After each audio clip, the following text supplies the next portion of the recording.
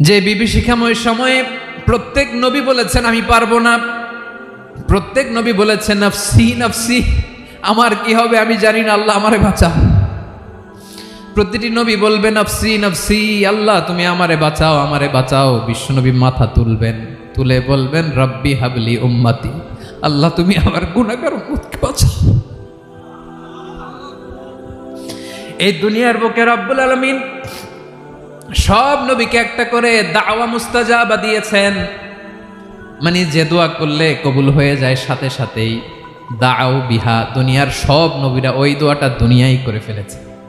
ওয়া ইন্নী আখতাবিউ দাওয়াতি শাফাআতান লি উম্মতি ইয়াউমাল কিয়ামাহ, আমার ওই স্পেশাল দোয়াটা আমি দুনিয়ার বুকে কঠিন বিপদে পড়েও কোনোদিন করি নাই। আমি আমার স্পেশাল দোয়াটা কিয়ামতের দিন আমার গুনাহগার উম্মতকে সুপারিশের জন্য রেখে দিয়েছি।